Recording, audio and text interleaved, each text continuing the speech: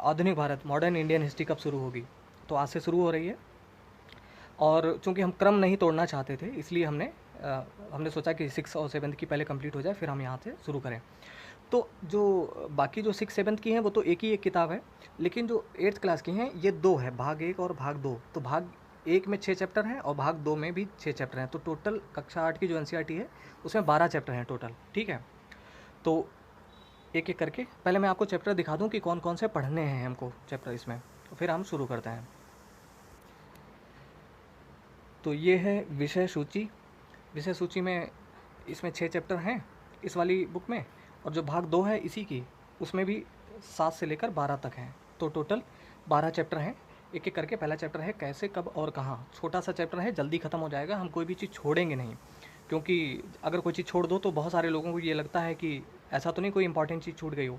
तो छूटेगा कुछ नहीं, जो कुछ भी इंपॉर्टेंट है वो सब हम कवर करेंगे। तो चलिए स्टार्ट करते हैं। तो ये पहला चैप्टर है कैसे, कब और कहाँ, 8th क्लास की एनसीईआरटी का। तारीखें कितनी महत्वपूर्ण होती हैं। तो देखिए, जब तारीखों की बात होती है, हम लोगों ने जब 6 क्लास की एनसीईआरटी शुरू की थी तो वहाँ पर देखा था कि ईसवी क्या होता है, ईसा पूर्व क्या होता है, और उनमें डिफरेंस क्या होता है, किसको माना जाए। कि जैसे 326 ईसा पूर्व का मतलब क्या हुआ, कि मतलब जन्म से ईसा मसीह के जन्म से माना जाए कि उनकी मृत्यु से माना जाए। तो ये सब हम लोगों ने 6 क्लास की एनसीईआरटी का पहला चैप्टर, अगर आपको देखना है तो आप वहाँ से जाकर देख सकते हैं, हमने सब डिटेल में कवर किया था। यहाँ पर कोई इंपॉर्टेंट चीज़ें नहीं बताई गई हैं, लेकिन फिर भी जल्दी से पढ़ लेते हैं। एक वक्त था जब इतिहासकार तारीखों के जादू में ही खोए रहते थे। कब किस राजा की ताजपोशी हुई, कब कौन सा युद्ध हुआ, इन्हीं तारीखों पर गर्मा गर्म बहसें चलती थी। आम समझ के हिसाब से इतिहास को तारीखों का पर्याय माना जाता था। आपने भी लोगों को यह कहते हुए सुना होगा, इतिहास तो बहुत उबाऊ है भाई, बस तारीखें रटते चले जाओ। क्या इतिहास के बारे में यह धारणा सही है? तो इसमें कोई शक नहीं कि इतिहास अलग अलग समय पर आने वाले बदलावों के बारे में ही होता है। इसका संबंध इस बात से है कि अतीत में चीज़ें किस तरह की थीं और उनमें क्या बदलाव आए हैं। जैसे ही हम अतीत और वर्तमान की तुलना करते हैं, हम समय का जिक्र करने लगते हैं, हम पहले और बाद में की बात करने लगते हैं। रोज़मर्रा की ज़िंदगी में हम अपने आसपास की चीज़ों पर हमेशा ऐतिहासिक सवाल नहीं उठाते। हम चीज़ों को स्वाभाविक मानकर चलते हैं, मानो जो कुछ हमें दिख रहा है वह हमेशा से ऐसा ही रहा हो। लेकिन हम सबके सामने कभी कभी अचंभे के क्षण आते हैं। कई बार हम उत्सुक हो जाते हैं और ऐसे सवाल पूछते हैं जो वाकई ऐतिहासिक होते हैं। किसी व्यक्ति को सड़क किनारे चाय के घूंट भरते देखकर आप इस बात पर हैरान हो सकते हैं कि चाय या कॉफ़ी पीने का चलन शुरू कब से हुआ होगा। रेलगाड़ी की खिड़की से बाहर झांकते हुए आपके जहन में यह सवाल उठता है कि रेलवे का निर्माण कब हुआ। रेलगाड़ी के आने से पहले लोग दूर दूर की यात्रा किस तरह कर पाते थे। सुबह सुबह अखबार पढ़ते हुए आप यह जानने के लिए उत्सुक हो सकते हैं कि जिस ज़माने में अखबार नहीं छपते थे उस समय लोगों को चीज़ों की जानकारी कैसे मिलती थी। ओके, तो यहाँ पर है, ये एक चित्र दिया गया है यहाँ पर, जो कि है ब्राह्मण ब्रिटेनिया को शास्त्र भेंट कर रहे हैं। जेम्स रेनेल द्वारा तैयार किए गए पहले नक्शे का आवरण चित्र 1782। रॉबर्ट क्लाइव ने रेनेल को हिंदुस्तान के नक्शे तैयार करने का काम सौंपा था। तो ये नाम आप याद रखिए थोड़ा सा, रेनेल ने हिंदुस्तान का नक्शा तैयार किया था, और ये बनवाया किसने था? रॉबर्ट क्लाइव ने। भारत पर अंग्रेजों की विजय के समर्थक रेनेल को वर्चस्व स्थापित करने की प्रक्रिया में नक्शे तैयार करना बहुत महत्वपूर्ण लगता था। इस तस्वीर में बताया गया है कि भारत के लोग स्वेच्छापूर्वक अपने प्राचीन पवित्र ग्रंथ ब्रिटिश सत्ता की प्रतीक ब्रिटेनिया को सौंप रहे हैं, मानो वे उसे भारतीय संस्कृति की रक्षा के लिए आने का आग्रह कर रहे हों। आगे बढ़ते हैं। इसमें कुछ इंपॉर्टेंट, इस चैप्टर में कुछ इंपॉर्टेंट बातें भी हैं जो काफ़ी ज़्यादा इंपॉर्टेंट हैं, तो उनको भी देखेंगे। ये सारे ऐतिहासिक सवाल हमें समय के बारे में सोचने के लिए प्रेरित कर देते हैं। समय को हमेशा साल या महीने के पैमाने पर ही नहीं देखा जा सकता। कई बार ऐसी प्रक्रियाओं के लिए कोई तारीख तय करना वाकई गलत होता है, जो एक लंबे समय तक चलती रहती है। भारत में लोगों ने अचानक एक दिन सुबह सवेरे चाय पीना शुरू नहीं कर दिया था। इसका स्वाद धीरे धीरे ही उनकी ज़बान पर चढ़ा था। इस तरह की प्रक्रियाओं के लिए कोई स्पष्ट तिथि नहीं हो सकती है। मतलब कि हम ये नहीं बता सकते कि चाय पीना कौन सी तारीख से शुरू हुआ। ठीक है, इसी तरह हम ब्रिटिश शासन की स्थापना के लिए कोई एक तिथि नहीं बता सकते। राष्ट्रीय आंदोलन किस दिन शुरू हुआ या अर्थव्यवस्था या समाज में किस दिन बदलाव आए, यह बताना भी संभव नहीं है। ये सारी चीज़ें एक लंबे समय में घटती हैं। ऐसे में हम सिर्फ एक अवधि की ही बात कर सकते हैं, एक लगभग सही अवधि के बारे में बता सकते हैं जब वे खास बदलाव दिखाई देने शुरू हुए होंगे। तो फिर लोग इतिहास को तारीखों से जोड़कर क्यों देखते हैं? इन इस जुड़ाव की एक वजह है। एक समय था जब युद्ध और बड़ी बड़ी घटनाओं के ब्यौरों को ही इतिहास माना जाता था। यह इतिहास राजा महाराजाओं और उनकी नीतियों के बारे में होता था। इतिहासकार यह लिखते हैं कि कौन से साल राजा को ताज पहनाया गया, किस साल उसका विवाह हुआ, किस साल उसके घर में बच्चा पैदा हुआ, कौन से साल उसने कौन सी लड़ाई लड़ी, वह कब मरा और उसके बाद कौन सा शासक गद्दी पर बैठा। इस तरह की घटनाओं के लिए निश्चित तिथि बताई जा सकती है और इस तरह के इतिहासों में तिथियों का महत्व बना रहता है। जैसा कि पिछले साल की इतिहास की किताबों में आपने देखा, मतलब सिक्स सेवन्थ की एनसीईआरटी में आपने देखा है कि अब इतिहासकार बहुत सारे दूसरे मुद्दों और दूसरे सवालों के बारे में भी लिखने लगे हैं। वे इस बात पर ध्यान देते हैं कि लोग किस तरह अपनी रोजी रोटी चलाते थे, वे क्या पैदा करते थे और क्या खाते थे, शहर कैसे और बने और बाज़ार किस तरह फैले, किस तरह रियासतें बनी, नए विचार पनपे और संस्कृति व समाज किस तरह बदले। कौन सी तारीखें? कुछ तारीखों को महत्वपूर्ण मानने का पैमाना क्या होता है? हम जो तारीखें चुनते हैं, जिन तारीखों के इर्द गिर्द हम अतीत की कहानी बुनते हैं, वे अपने आप में महत्वपूर्ण नहीं होती। वे इसलिए महत्वपूर्ण हो जाती हैं क्योंकि हम कुछ खास घटनाओं को महत्वपूर्ण मानकर चलने लगते हैं। अगर अध्ययन का विषय बदल जाता है, अगर हम नए मुद्दों पर ध्यान देने लगते हैं, तो महत्वपूर्ण तारीखें भी बदल जाती हैं।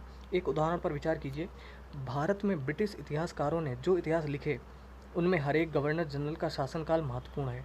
ये इतिहास प्रथम गवर्नर जनरल वारेन हेस्टिंग के शासन में शुरू होते थे और आखिरी वायसराय लॉर्ड माउंटबेटन के साथ खत्म होते थे। अलग अलग अध्यायों में हम दूसरे गवर्नर जनरलों Hastings, Wellesley, Bentinck, Dalhousie, Canning, Lawrence, Lytton, Ripon, Curzon, Hardinge, Irwin के बारे में भी पढ़ते हैं। इस इतिहास में गवर्नर जनरलों और वायसरायों का कभी न खत्म होने वाला सिलसिला ही छाया रहता था। इतिहास की इन किताबों में सारी तारीखों का महत्व इन अधिकारियों, उनकी गतिविधियों, नीतियों, उपलब्धियों के आधार पर ही तय होता था। यह ऐसे था मानो उन लोगों के जीवन के बाहर कोई ऐसी चीज़ नहीं थी जिसे जानना महत्वपूर्ण हो। उन लोगों के जीवन का क्रम ब्रिटिश भारत के इतिहास में अलग अलग अध्यायों का विषय बन जाता था। ये यहाँ पे एक चित्र दिया गया है वारेन हेस्टिंग्स का। वारेन हेस्टिंग्स 1773 में भारत के पहले गवर्नर जनरल बने। इतिहास की किताबों में गवर्नर जनरलों के कारनामों, जीवनियों में उनकी गौरव गाथाओं और तस्वीरों में उनके भव्य व्यक्तित्व को उभारा जाता था। क्या हम उसी दौर के इतिहास को अलग ढंग से नहीं लिख सकते? गवर्नर जनरलों के इस इतिहास के चौखटे में हम भारतीय समाज के विभिन्न समूहों और वर्गों की गतिविधियों पर किस तरह ध्यान दे सकते हैं? जब हम इतिहास या कोई कहानी लिखते हैं तो उसे टुकड़ों या अध्यायों में बांट देते हैं। हम ऐसा क्यों करते हैं? ऐसा इसलिए किया जाता है ताकि हर अध्याय में कुछ सामंजस्य रहे। इसका मकसद कहानी को इस तरह सामने लाना होता है कि उसे आसानी से समझा जा सके और याद रखा जा सके। इस प्रक्रिया में हम सिर्फ उन घटनाओं पर जोर देते हैं जो उस कहानी को पेश करने में मददगार होती हैं। जो इतिहास गवर्नर जनरलों के जीवन के इर्द गिर्द चलता है, उसमें भारतीयों की गतिविधियाँ कोई मायने नहीं रखती, उनके लिए वहाँ कोई जगह नहीं होती। तो फिर क्या किया जाए? जाहिर है हमें अपने इतिहास का एक अलग खाका बनाना पड़ेगा। इसका मतलब यह है कि अब तक जिन तिथियों को महत्व दिया जा रहा था वे महत्वपूर्ण नहीं रहेंगी। हमारे लिए नई तिथियां महत्वपूर्ण हो जाएंगी। हम अवधियां कैसे तय करते हैं? 1817 में स्कॉटलैंड के अर्थशास्त्री और राजनीतिक दार्शनिक जेम्स मिल, ये बहुत इंपॉर्टेंट नाम है, इसको आप याद रखिए। जेम्स मिल ने 3 विशाल खंडों में a history of British India, ये पुस्तक का नाम है, आप याद रखिए, पूछा जा सकता है कि ए हिस्ट्री ऑफ ब्रिटिश इंडिया किसने लिखी थी? तो जेम्स मिल ने लिखी थी। ये स्कॉटलैंड के एक अर्थशास्त्री और दार्शनिक थे, राजनीतिक दार्शनिक थे। ओके, तो 1817 में स्कॉटलैंड के अर्थशास्त्री और राजनीतिक दार्शनिक जेम्स मिल ने 3 विशाल खंडों में a history of British India, British Bharat का इतिहास नामक एक किताब लिखी। इस किताब में उन्होंने भारत के इतिहास को हिंदू, मुस्लिम और ब्रिटिश, इन 3 कालखंडों में बांटा था। कालखंडों के इस निर्धारण को ज़्यादा लोगों ने मान भी लिया। क्या आपको भारतीय इतिहास को समझने के इस तरीके में कोई समस्या दिखाई देती है? तो देखिए, यहाँ पर इस चीज़ का जिक्र इसलिए किया गया है तो जेम्स मिल ने क्या किया था, भारतीय इतिहास को जिन 3 कालखंडों में बांटा था, तो वे थे हिंदू, मुस्लिम और ब्रिटिश। जबकि हमारे इतिहासकारों ने हमारे इतिहास को कैसे बांटा, प्राचीन भारत का इतिहास, मध्यकालीन भारत का इतिहास और आधुनिक भारत का इतिहास। ओके, जबकि जेम्स मिल ने बांटा था कि हिंदू, मुस्लिम और ब्रिटिश में बांट दिया था। ओके, इतिहास को हम अलग अलग कालखंडों में बांटने की कोशिश क्यों करते हैं, इसकी भी एक वजह है। हम एक दौर की खासियतों, उनके केंद्रीय तत्वों को पकड़ने की कोशिश करते हैं, इसीलिए ऐसे शब्द महत्वपूर्ण हो जाते हैं जिनके सहारे हम समय को बांटते हैं। ये शब्द अतीत के बारे में हमारे विचारों को दर्शाते हैं। वे हमें बताते हैं कि एक अवधि से दूसरी अवधि के बीच आए बदलावों का क्या महत्व होता है। मिल को लगता था, मिल यानी जेम्स मिल को लगता था कि सारे एशियाई समाज सभ्यता के मामले में यूरोप से पीछे हैं। इतिहास की उनकी समझदारी ये थी कि भारत में अंग्रेज़ों के आने से पहले यहाँ हिंदू और मुसलमान तानाशाहों का ही राज चलता था। यहाँ चारों ओर केवल धार्मिक बैर, जातिगत बंधनों और अंधविश्वासों का ही बोलबाला था। मिल की राय में ब्रिटिश शासन भारत को सभ्यता की राह पर ले जा सकता था, ऐसा जेम्स मिल का मानना था। इस काम के लिए जरूरी था कि भारत में यूरोपीय शिष्टाचार, कला, संस्थानों और कानूनों को लागू किया जाए। मिल ने तो यहाँ तक सुझाव दिया था कि अंग्रेजों को भारत के सारे भूभाग पर कब्जा कर लेना चाहिए ताकि भारतीय जनता को ज्ञान और सुखी जीवन प्रदान किया जा सके। उनका मानना था कि अंग्रेजों की मदद के बिना हिंदुस्तान प्रगति नहीं कर सकता था। इतिहास की इस धारणा में अंग्रेजी शासन प्रगति और सभ्यता का प्रतीक था। अंग्रेजी शासन से पहले सारा अंधकार का दौर था। क्या इस तरह की धारणा को स्वीकार किया जा सकता है? बिल्कुल नहीं। ठीक है, क्योंकि ये तो सिर्फ जेम्स मिल का मानना था, इसमें कोई वास्तविकता तो थी नहीं ऐसी। ओके, क्या इतिहास के किसी दौर को हिंदू या मुसलमान दौर कहा जा सकता है? क्या इन सारे दौरों में कई तरह के धर्म एक साथ नहीं चलते थे? किसी युग को केवल उस समय के शासकों के धर्म के हिसाब से तय करने की ज़रूरत क्या है? अब देखो, यहाँ पर ये कहा गया है कि अच्छा, जेम्स मिल ने ऐसा क्यों किया था? क्योंकि जेम्स मिल ने देखा था कि जो शुरुआत में जो प्राचीन भारत था, उस समय हिंदू राजाओं का शासन था। उसके बाद मुस्लिम शासन भारत में उसकी स्थापना हुई, मुग़ल आए और उसके बाद अंग्रेज आए, यानी ईसाई, हिंदू, मुस्लिम और ब्रिटिश। तो इस वजह से उन्होंने इस तरीके से बांट दिया। लेकिन यहाँ पर इतिहासकारों ने, जो बाकी दूसरे इतिहासकार थे जैसे कि हमारे देश के इतिहासकार, इन्होंने ये तर्क दिया कि भाई जिस समय हिंदू राजाओं का शासन था, क्या उस समय दूसरे धर्मों के लोग नहीं थे भारत में? वे भी तो थे। या जब मुस्लिम शासन था, क्या हिंदू धर्मों के लोग चले गए थे भारत से? मतलब वे भी तो रहते थे। तो केवल राजाओं का शासन ही थोड़ी बताया जाएगा। इस वजह से इसको हमारे इतिहासकारों ने इसको प्राचीन भारत, मध्यकालीन भारत और आधुनिक भारत में लिखा। ओके, अंग्रेज़ों द्वारा सुझाए गए वर्गीकरण से अलग हटकर भारतीय इतिहासकार भारतीय इतिहास को आमतौर पर प्राचीन, मध्यकालीन तथा आधुनिक काल में बांटकर देखते हैं। इस विभाजन की भी अपनी समस्याएं हैं। इतिहास को इन खंडों में बांटने की यह समझ भी पश्चिम से आई है। पश्चिम में आधुनिक काल को विज्ञान, तर्क और लोकतंत्र, मुक्ति और समानता जैसी आधुनिकता की ताकतों के विकास का युग माना जाता है। उनके लिए मध्यकालीन समाज वे समाज थे जहाँ आधुनिक समाज की ये विशेषताएं नहीं थी। क्या हम अपने अध्ययन के लिए आधुनिक काल की इस अवधारणा को बिना सोचे विचारे ऐसे ही अपना सकते हैं? जैसा कि आप इस किताब में देखेंगे, अंग्रेज़ों के शासन में लोगों के पास समानता, स्वतंत्रता या मुक्ति नहीं थी, नहीं यह आर्थिक विकास और प्रगति का दौर था। बहुत सारे इतिहासकार इस युग को औपनिवेशिक युग कहते हैं। औपनिवेशिक क्या होता है? तो चलिए जानते हैं क्या होता है। इस किताब में आप पढ़ेंगे कि किस तरह अंग्रेज़ों ने हमारे देश को जीता और स्थानीय नवाबों और राजाओं को दबाकर अपना शासन स्थापित किया। आप देखेंगे कि किस तरह उन्होंने अर्थव्यवस्था व समाज पर नियंत्रण स्थापित किया, अपने सारे खर्चों को निपटाने के लिए राजस्व वसूल किया, अपनी ज़रूरत की चीज़ों को सस्ती कीमत पर खरीदा, निर्यात के लिए महत्वपूर्ण फसलों की खेती कराई। और इन सारी कोशिशों के कारण क्या बदलाव आए? आप ये भी जानेंगे कि ब्रिटिश शासन के कारण यहाँ की मूल्य, मान्यताओं और पसंद नापसंद, रीति रिवाज व तौर तरीके में क्या बदलाव आए। जब एक देश पर दूसरे देश के दबदबे से इस तरह के राजनीतिक, आर्थिक, सामाजिक और सांस्कृतिक बदलाव आते हैं तो इस प्रक्रिया को औपनिवेशीकरण कहा जाता है। देखिए बहुत अच्छी यहाँ पर एक डेफिनेशन हमको मिल गई कि औपनिवेशीकरण होता क्या है। कि जब अपनी पसंद नापसंद, रीति रिवाज, तौर तरीके में, यहाँ से ये शुरू होती है कि औपनिवेशीकरण की डेफिनेशन, जब एक देश पर दूसरे देश के दबदबे से इस तरह के राजनीतिक, आर्थिक, सामाजिक और सांस्कृतिक बदलाव आते हैं तो इस प्रक्रिया को औपनिवेशीकरण कहा जाता है। तो ये बहुत इंपॉर्टेंट डेफिनेशन है, इसको चाहें तो आप नोट कर सकते हैं। लेकिन जल्द ही आप ये समझ पाएंगे कि सारे वर्ग और समूह इन बदलावों को एक ही ढंग से अनुभव नहीं कर रहे थे। इसीलिए इस किताब को हमारे अतीत यानी कई अतीतों पर केंद्रित नाम दिया गया है। तो हमारे अतीत का मतलब हुआ हमारा अतीत क्यों नहीं। इस पुस्तक का नाम हमारा अतीत भी तो रखा जा सकता था कि हमारा बीता हुआ कल, लेकिन हमारे अतीत इसलिए रखा गया क्योंकि अलग अलग वर्गों के अलग अलग अतीत था। जो राजा लोग थे उनका अतीत दूसरे प्रकार का था, किसान थे उनका अतीत दूसरे प्रकार का था, तो इसीलिए हमारे अतीत नाम दिया गया। हम किस तरह जानते हैं। भारतीय इतिहासकार ने भारतीय इतिहास के पिछले 250 साल का इतिहास लिखने के लिए इतिहासकार कौन से स्रोतों का इस्तेमाल करते हैं, तो जानते हैं। और यहाँ पे कुछ साइड में कुछ लिखा गया है, ये भी हम पढ़ेंगे। पहले ये पढ़ते हैं, प्रशासन अभिलेख तैयार करता है। अंग्रेजी शासन द्वारा तैयार किए गए सरकारी रिकॉर्ड इतिहासकारों का एक महत्वपूर्ण साधन होते हैं। अंग्रेज़ों की मान्यता थी कि चीज़ों को लिखना बहुत महत्वपूर्ण होता है।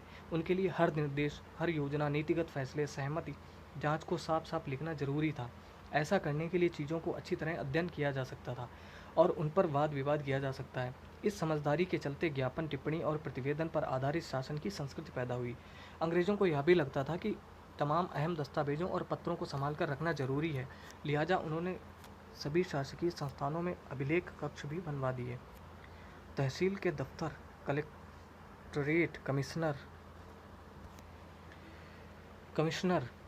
के दफ्तर, प्रांतीय सचिवालय, कचहरी, सबके सामने रिकॉर्ड रूम होते थे। महत्वपूर्ण दस्तावेजों को बचाकर रखने के लिए अभिलेखागार, आर्काइव और संग्रहालय जैसे संस्थान भी बनाए गए। 19वीं सदी की शुरुआत में प्रशासन की एक शाखा से दूसरी शाखा के पास भेजे गए पत्रों और ज्ञापनों को आज भी अभिलेखागारों में देख सकते हैं।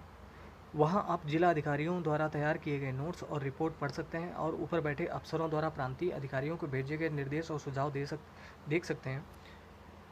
19वीं सदी के शुरुआती सालों में इन दस्तावेजों को सावधानीपूर्वक नकलें बनाई जाती थीं। उन्हें खुशनवीसी के माहिर लिखते थे। खुशनवीसी या सुलेखनवीस ऐसे लोग होते हैं जो बहुत सुंदर ढंग से चीज़ें लिखते हैं।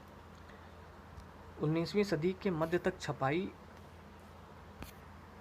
तकनीक भी फैलने लगी थी। इस तकनीक के सहारे अब प्रत्येक सरकारी विभाग की कार्यवाहियों के दस्तावेजों को कई प्रतियां बनाई जाने लगी थी।